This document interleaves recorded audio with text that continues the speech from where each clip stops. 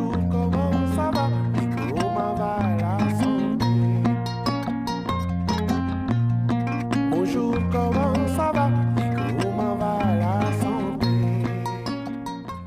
Mesdames et messieurs, bonjour, contente de vous retrouver ici sur Télésud pour un nouveau numéro de Comment va la santé. Aujourd'hui, c'est focus sur la tuberculose. La tuberculose est une maladie grave et contagieuse qui a été découverte en 1882. La journée mondiale de lutte contre la tuberculose est fixée au 24 mars. C'est l'occasion pour nous de revenir sur cette maladie grave et surtout sur les moyens pour s'en protéger. Il faut savoir que des traitements existent, un vaccin existe. Cependant, c'est un véritable fléau dans de nombreuses parties du monde. Alors aujourd'hui, on en parle avec Dr Abdon Goudio. Dr Abdon, bienvenue à vous. Comment allez-vous? Bonjour Aïssa, comment allez-vous également? Très bien, ça se voit, non? Oui, bien sûr, on va parler tuberculose aujourd'hui. Exactement, la tuberculose, on l'a dit, c'est une maladie grave, toujours d'actualité, aussi bien dans les pays pauvres, mais aussi en France, aussi en Occident. Bien sûr, la tuberculose, elle est ubiquitaire, elle fait le tour de la planète, elle est présente chez nous dans des conditions très particulières, mais elle est présente. Donc ça veut dire qu'en réalité, il est bien qu'il y ait un travail de prévention, un travail de dépistage et une bonne prise en charge. Qu'est-ce que la tuberculose? Comment se soigner? Quels sont les symptômes et surtout comment l'éviter? Voilà les questions auxquelles nous allons tenter de répondre ici avec notre invitée du jour, Dr Elisabeth Marc, qu'on accueille tout de suite.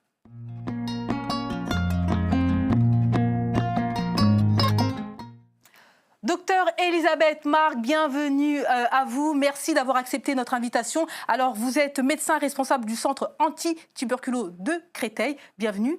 Alors, moi, la première question forcément que je vous pose, qu'est-ce qu'un centre anti-tuberculeux? Bonjour. Bonjour. Bonjour Chère Elisabeth, bien sûr. Alors, le centre de lutte anti-tuberculose, il y en a un par département. D'accord. Et donc, on est financé par l'Agence régionale de la santé. Et on a plusieurs missions, dont une mission importante qui est l'enquête autour des cas de tuberculose. Donc, on va en reparler. Tout à fait. Et puis, des missions de suivi des patients tuberculeux, des dépistages ciblés auprès de populations vulnérables et puis la vaccination BCG. J'ai dit en introduction, hein, c'est une maladie toujours d'actualité qui existe depuis très longtemps, 1882. Toi qui as été découverte en 1882. Quel est le bilan que vous faites en 2018? En 2018. Alors, donc, oui, allez. En 2018, la tuberculose est très présente dans des situations très particulières. D'abord, l'Île-de-France a la particularité d'avoir une épidémie plus importante que le reste de la France. À peu près le double de la prévalence pour parler en termes techniques. Mais aussi, il y a des situations de migration internationale qui renforcent notre taux de tuberculose dans le pays. En plus aussi des zones de précarité et de promiscuité qu'on a en Île-de-France également, ce qui en fait donc une maladie qui est présente, sans oublier aussi la contingence de l'infection à VIH qui n'arrange pas le tableau de la présence de la tuberculose. Donc, beaucoup de facteurs associés. Voilà, merci pour ce bilan. Alors, comme vous le savez, cette émission est une émission interactive. Nous allons à votre rencontre. Allez, place au premier micro-trottoir. 3 questions vous ont été posées sur la tuberculose. On voit les réponses.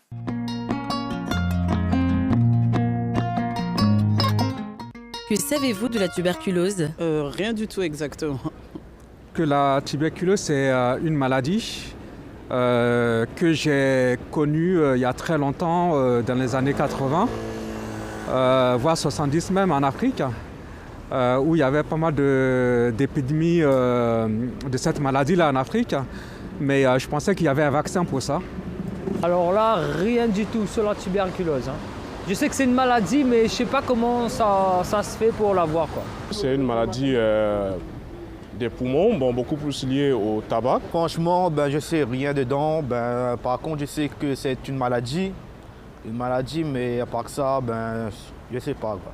Que c'est une maladie qui n'est pas forcément facile et que ça tue en soi. Savez-vous comment s'attrape la tuberculose? Non. La tuberculose, certainement, doit s'attraper lorsqu'on est à côté d'un malade. Non, pas du tout. Pas du tout. Je sais qu'elle se contamine. Je pense que les malades toussent beaucoup, ils crachent pas mal. Un petit peu par rapport aux seringues ou ce genre de choses, je pense. Comment ça s'attrape? Je pense que la tuberculose, c'est une maladie contagieuse, déjà, mais comment ça s'attrape directement, je ne sais pas très bien. Quels sont les signes qui vous font penser à la tuberculose? Une toux, une grosse toux, j'imagine. Et puis, voilà, des crachats qui vont avec, voilà. Les signes qui font penser à la tuberculose, c'est d'abord une toux grasse qui persiste. Et je pense qu'il y a des moments où la personne crache du sang, à mon avis. Merci à tous les participants. J'espère que vous êtes derrière votre écran à regarder cette émission. On va vous donner des éléments de réponse. Alors, ils sont plutôt hésitants. Est-ce que la tuberculose est une maladie pas très bien connue, voire inconnue pour beaucoup? Pas si bien connue que ça. Et voilà pourquoi donc, je suis très heureux d'avoir Elisabeth en face de moi. Elle va pouvoir apporter des éléments d'éclaircissement pour tout le monde. Elisabeth. Qu'est-ce que la tuberculose? Donc, la tuberculose est une maladie infectieuse qui est due à une bactérie, le bacille de Koch, et qui touche préférentiellement les poumons dans 70% des cas, mais qui peut toucher tous les autres organes. Et donc, elle est due à une bactérie, donc se traite par des antibiotiques. Les antituberculeux sont des antibiotiques. La spécificité de la tuberculose, c'est que le traitement est long. Il est de 6 mois. Mais si on prend correctement son traitement pendant 6 mois, on guérit facilement. On va en parler. Et comment on attrape cette maladie? C'est une maladie contagieuse donc, et qui est en contamination par la voie aérienne. En parlant, en toussant, donc c'est dans l'air. Il faut cependant un contact rapproché et répété.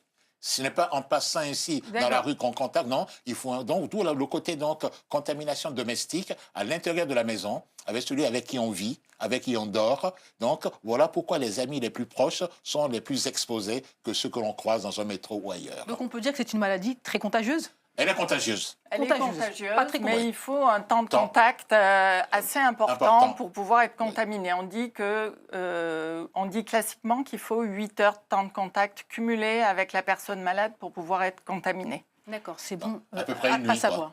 Tout à fait. Une nuit entière. Pendant la période de contagiosité. Bien sûr. Merci pour l'information, docteur Dongoudiou. On retient une nuit. Alors, on continue. Quand une personne a attrapé cette maladie, qu'est-ce qu'il se passe pour cette personne? Je suppose qu'il y a l'isolement. C'est quoi le processus? Quand une personne est suspecte de tuberculose, souvent c'est devant une suspicion clinique et radiologique. Donc la personne qui a des signes évocateurs, des signes cliniques, a une radiographie de thorax. Et devant l'association des signes cliniques et radiologiques, la suspicion est forte de tuberculose. Elle est hospitalisée pour avoir des examens et la confirmation du diagnostic. Une fois que le diagnostic est confirmé, un traitement est mis en route. Donc le traitement qui va durer pendant 6 mois. Et la personne est gardée en hospitalisation pendant généralement 15 jours, qui est la période pour arrêter la contagiosité. C'est très important, ce temps à l'hôpital où on garde la personne pour qu'elle ne diffuse pas ce microbe qui passe par les voies respiratoires. Il faut donc le mettre un peu à l'abri, le soigner à l'hôpital et après, elle pourra retourner à domicile par la suite. D'accord. Moi, je vais quand même insister sur le fait que c'est une maladie très peu connue. Alors, pour les téléspectateurs qui nous regardent, lorsqu'il y a un doute, qu'est-ce que vous conseillez, vous, en tant que médecin? Un doute diagnostique. C'est-à-dire que je tousse un petit peu, j'ai été dans un pays à risque. Qu'est-ce que je fais? Alors, consulter. Il y a des signes. Il y a des signes classiques dans la tuberculose. C'est j'ai une toux prolongée pendant plus de 21 jours. J'ai de la fièvre, j'ai des sueurs nocturnes. Je suis fatiguée, je maigris. Ça, c'est les signes classiques de la tuberculose. Les symptômes apparaissent progressivement. C'est pour ça que le délai diagnostique de tuberculose en France est de 3 mois, parce que les gens mettent du temps pour aller consulter, étant donné que les symptômes apparaissent progressivement. Et donc, à partir du moment où on a ces symptômes, il faut faire une radio qui va permettre de diagnostiquer la tuberculose maladie. D'où l'importance de la radio pulmonaire. Élément important dans la séquence diagnostique, une fois qu'il y a une suspicion de tuberculose, orientation pour avoir donc soit un CLAD, soit un hôpital, soit un médecin pour avoir cette radio et des tests complémentaires pour aller jusqu'au diagnostic. Ça tombe bien, en parlant de poumons, c'est le thème du second micro-trottoir. On y va tous ensemble. Allez, c'est parti.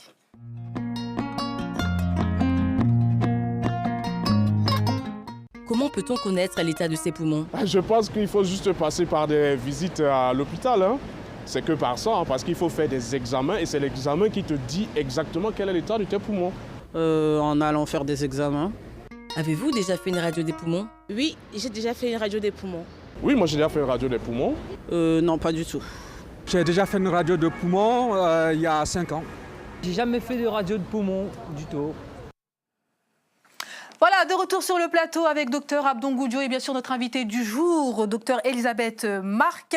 Alors, la radio du poumon, c'est le moyen de dépistage, c'est bien ça? Oui, On a je laisse à Elisabeth le soin de nous la détailler un peu plus. Alors, pour le dépistage, généralement, comment ça se passe? Quand on a un patient qui est hospitalisé pour une tuberculose, il y a un signalement. La tuberculose est une maladie à déclaration obligatoire. Important. D'accord. Et doit faire l'objet d'un signalement au centre de lutte antituberculeuse. Pourquoi ce signalement? Parce qu'on va recevoir ce signalement, on va évaluer la contagiosité de la personne malade. Seules les tuberculoses pulmonaires sont contagieuses. Et ensuite, une de nos infirmières va se rendre au lit du malade pour faire un entretien. Donc cet entretien, il y a plusieurs choses. Un temps d'information sur la tuberculose, un temps d'information aussi sur la contagiosité de la tuberculose et la nécessité de faire un dépistage des personnes qui ont été en contact. Et puis aussi une information sur le traitement pour accompagner le patient dans son traitement. Donc une fois qu'elle a fait cet entretien, donc elle va recenser toutes les personnes en contact avec la personne malade pendant les 3 mois de contagiosité. Et puis elle va revenir au CLAT et on va décider qui dépister et comment. Donc on va dépister les gens globalement qui ont eu plus de 8 heures de temps de contact cumulé avec cette personne malade. Donc dans le dépistage, il y a 2 examens. Il y a la radio des poumons. D'accord. Très important. Tout à fait. Et donc, soit l'intradermoréaction, soit une prise de sang, qui est un test IGRA, qui permet de diagnostiquer ce qu'on appelle l'infection tuberculeuse latente. Tout à fait. Donc, il y a 2 objectifs différents dans ces examens. La radio des poumons, c'est pour rechercher si on a une tuberculose maladie, donc si on est malade. Et l'infection tuberculeuse, la prise de sang ou l'intradermoréaction, c'est pour rechercher un portage de la bactérie si on a été contaminé, qu'on a un risque de développer la tuberculose maladie. Donc, 2 objectifs différents. Pourquoi quand on est à côté de quelqu'un qui tousse, et qui a la tuberculose. Il émet la bactérie dans l'air, donc des nuages de bacilles. De bacilles. Et la personne qui est à côté de la personne malade peut respirer cet air. Et la bactérie peut rentrer dans son poumon. Et puis elle va se nicher dans un petit coin du poumon et se multiplier tout doucement. C'est une bactérie qui est un peu feignante. Elle met 20 heures pour se diviser en 2. Pour se multiplier. Et donc... on est capable de se défendre, de réagir contre les bactéries grâce à nos défenses immunitaires. Et on va réagir en créant une coque qui va aller enfermer cette bactérie et l'empêcher de continuer à se multiplier. Et à ce stade-là, on dit qu'on est porteur de la bactérie. On n'est pas malade, on n'est pas contagieux, mais on a un risque de développer la tuberculose maladie qui est de 10%. C'est-à-dire que la bactérie, quand elle est dans cette coque, elle dort. Et on est porteur de la bactérie. C'est ce qu'on appelle la tuberculose latente, c'est ça? C'est l'infection tuberculeuse latente. Infection tuberculose latente, ce n'est pas une maladie. C'est très important. C'est un portage de la bactérie. Absolument. Et donc, on va rester, globalement, l'adulte qui vient d'être contaminé, la bactérie dort dans cette coque, il a 10% de risque de développer la tuberculose maladie. Et dans 90% des cas, il va rester porteur de la bactérie toute sa vie, sans développer la tuberculose maladie. Quand on diagnostique un portage de la bactérie, on propose un traitement de 3 mois, une association de 2 antituberculeux pendant 3 mois, pour éviter ce risque de 10% de développer la tuberculose maladie. Et donc, dans ces 10%, qu'est-ce qui se passe? Dans les 10% où on développe la tuberculose maladie, la coque va se rompre, les bactéries vont être libérées dans le poumon, elles vont se mettre à se multiplier. Et là, on va avoir des symptômes qui vont apparaître progressivement. Donc, on a vu les symptômes classiques. Et on va avoir une radio anormale. Donc, 2 tests importants. La radio, je recherche la tuberculose maladie. Oui. Et le test, donc soit la prise de sang, soit l'intradermoréaction, qui permet de diagnostiquer une infection tuberculeuse latente, donc un portage de la bactérie. Donc j'ai un test positif, j'ai une radio normale, je suis porteur de la bactérie, mais je ne suis pas malade, je ne suis pas contagieux. Est-ce qu'on appelle ça le dépistage précoce? Non, c'est pas tout à fait ça. Qu'est-ce que le dépistage précoce finalement? Où est-ce qu'il se positionne? En matière de dépistage précoce, souvent donc c'est par le simple fait qu'une personne a été en contact avec un malade tuberculeux, et c'est ce que fait le travail du CLAT. Dès qu'il y a un malade, tout autour, les gens qui ont été en contact vont être dépistés pour savoir si réellement elles sont elles aussi contaminées, et qu'à partir de là, on les mettra en prise en charge complète.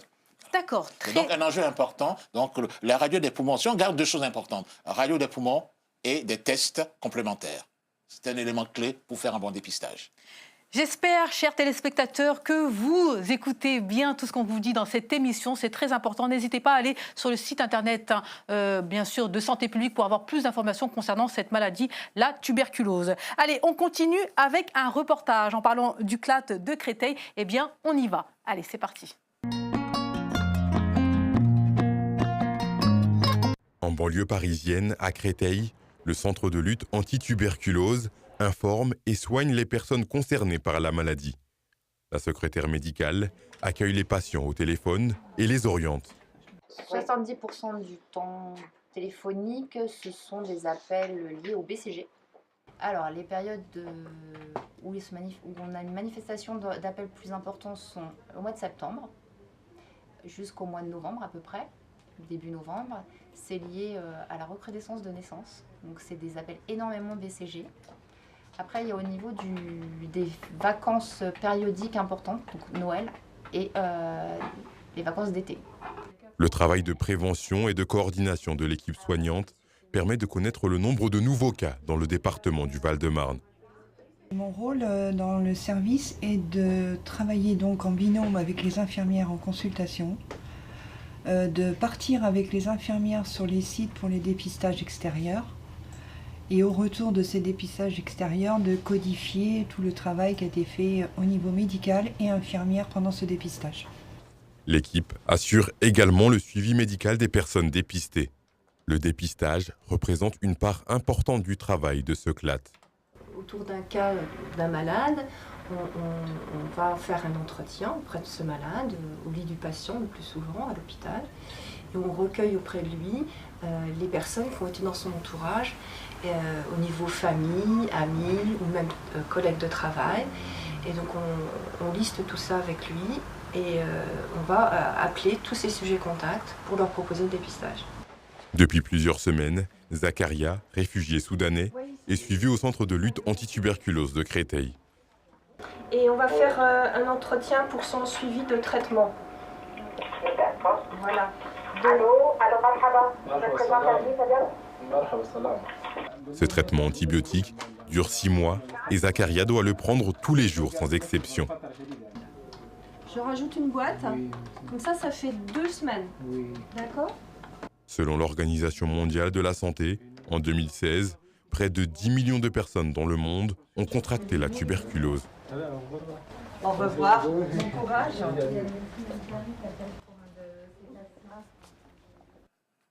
Merci à toute votre équipe, docteur Elisabeth Marc. Nous étions au centre de lutte anti-tuberculeux de Créteil. C'est une équipe formidable. Exactement, il faut le dire. Je suis passé les voir. Ils sont magnifiques avec un accueil de qualité de l'ensemble des personnes qui y passent. Une grande implication, on le sent dans le reportage. Est-ce que c'est beaucoup de travail? Est-ce que vous avez beaucoup de travail? Vous recevez beaucoup de monde? Alors, on a 2 activités. On a une activité au centre de lutte anti-tuberculose où on reçoit 3 types de patients. On a les patients qui viennent pour leur dépistage, toutes les personnes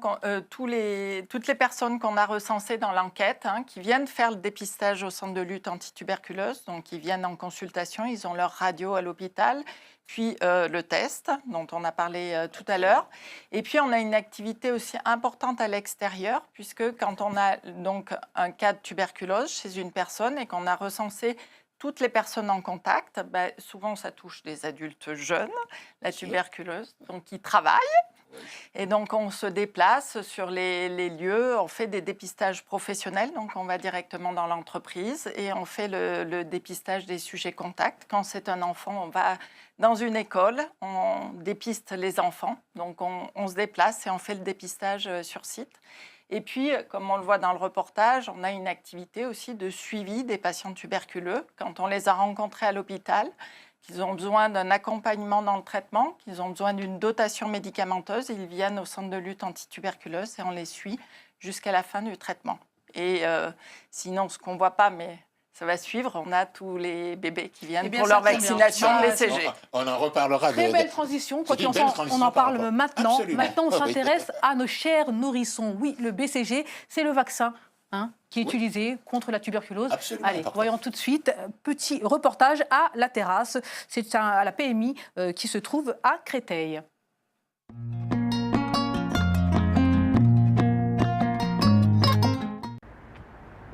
Chaque année, on estime à 9 millions le nombre de nouveaux malades de la tuberculose. Pour limiter la propagation de cette maladie contagieuse, il est recommandé de faire vacciner les enfants à risque. C'est le cas du petit Aboubacar, 1 mois à peine, qui est venu au centre de PMI de Créteil avec sa mère pour une consultation et recevoir le vaccin du BCG. Est-ce que vous avez des intentions de voyager avec Aboubacar? Pas en ce moment, mais vous l'emmènerez peut-être en voyage pour voir la famille. Alors, dans ces cas-là, ce qui est recommandé, c'est de faire le BCG. Puisque le BCG, c'est pour les enfants voyageurs. Donc, parce que bon, ça va protéger quand même contre les graves maladies liées au bacille de la tuberculose. Donc, normalement, on peut le faire aujourd'hui. Après l'avoir longuement examiné, le docteur vaccine Aboubacar. Maintenant, on va faire la tonicité. Voilà, en superficie.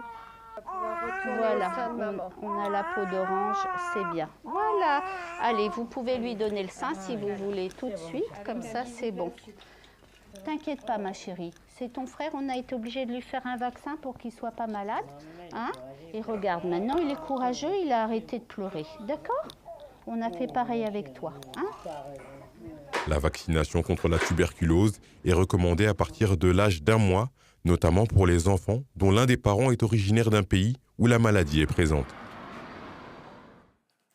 Merci au personnel de la PMI La Terrasse de Créteil. Alors, le BCG, il a été un courageux, ce jeune homme. Ce Aboubacar est courageux. Non seulement il n'a pas pleuré, sa grande sœur avait un peu plus mal que lui.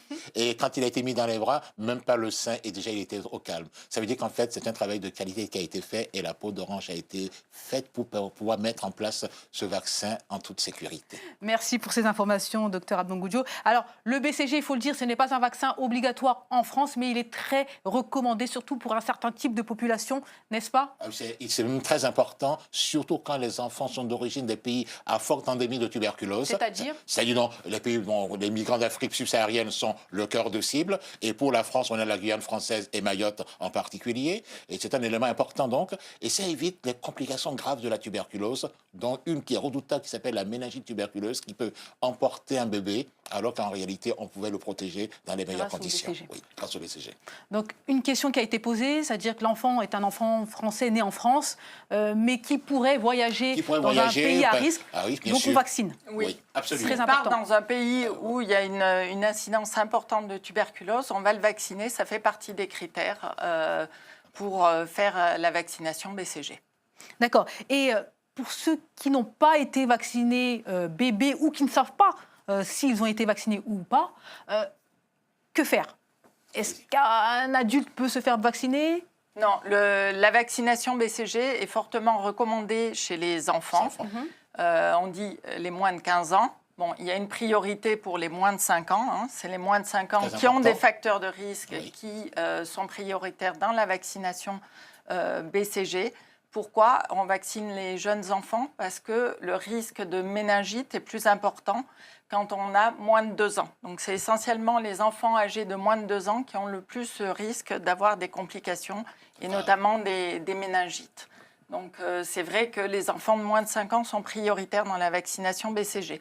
Maintenant, on n'a pas été vacciné par le BCG et on est exposé à un cas de tuberculose. On fait le dépistage, la radio, toujours, et le test. Voilà. Et de toute façon, même si on est vacciné par le BCG, à partir du moment où on a été en contact avec quelqu'un qui a la tuberculose, on doit faire le dépistage. Parce que le BCG protège seulement à 50% contre les formes pulmonaires de tuberculose et son intérêt est essentiellement de protéger contre les formes graves de tuberculose, les méningites. Et donc, il a une protection de 80%. Mais ça, c'est important de le dire. C'est-à-dire que ce n'est pas parce que j'ai été vacciné lorsque j'étais enfant que je ne ferai pas. Ah non, exactement. Surtout pas. Et le vaccin est vraiment précieux pour les tout-petits. Si on garde ça en tête, un enfant, on lui propose cette vaccination qui me paraît importante et on le cible encore plus quand il vient d'un pays à forte endémie. Ça, il faut le garder en tête. Pour le reste, c'est reste le dépistage et une prise en charge globale avec l'aide, entre autres, du service comme le CLAT. Donc c'est vraiment vaccination BCG, mais aussi dépistage et dépistage précoce et rapide de tout enfant en contact avec un cas de tuberculose. Absolument. Voilà, nous arrivons presque au terme de cette émission. Voilà, c'est parti pour le bon à savoir. Ça passe très très vite. On y va.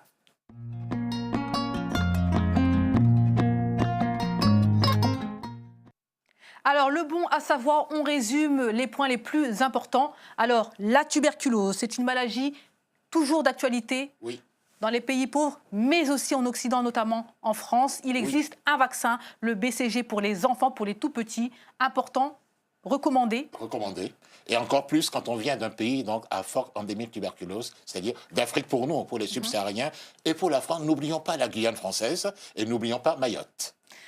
La tuberculose est une maladie qui se soigne. Oui, qui se soignent par des antituberculeux qui sont des antibiotiques et qui se soignent. Donc la durée de traitement est de 6 mois. Où se faire dépister, suivi et soigner? On peut se faire dépister. Pour les enfants, la PMI, c'est excellente, mais aussi le médecin généraliste. Tout à fait. Ah oui, parce que le médecin généraliste est le cœur de notre dispositif de santé, donc le médecin généraliste, mais aussi dans un centre comme le CLAT, qui est un lieu important pour le dépistage. Encore plus quand il y a une enquête autour d'un cas de tuberculose avérée. Et là, le CLAT joue son rôle de manière magnifique. N'hésitez pas à aller sur le site aussi www.vaccination-infoservice. Toutes les informations apparaissent à l'écran. www.vaccination-info-service.fr. Que dire? Mot de la fin? La tuberculose est une maladie contagieuse, mais qui peut être prise en charge dans de très bonnes conditions en France, et encore mieux, qui peut être dépistée très facilement, parce que radio de poumon, un test additionnel. Mais l'autre point important également, c'est que le BCG est le meilleur vaccin pour éviter les contaminations de la tuberculose chez l'enfant. D'accord. Et n'oublions pas, on se fait dépister. Si on est malade, il faut savoir qu'on peut aussi guérir. Absolument. Ça, c'est important. La tuberculose guérit. Ce n'est guérit. pas une fatalité. Oui, elle guérit. Elle guérit, voilà le bon mot de la fin. Merci à vous, docteur Elisabeth Marc, pour votre présence sur le plateau de Comment va la santé. Merci, docteur Abdon Goudio. Merci à vous, chers téléspectateurs. Vous êtes toujours de plus en plus nombreux à nous suivre. Votre émission, c'est votre émission Comment va la santé. N'hésitez pas à en parler autour de vous, car c'est une émission utile. Allez, on se dit à très bientôt ici sur Télésud. À bientôt. Au revoir. Au revoir.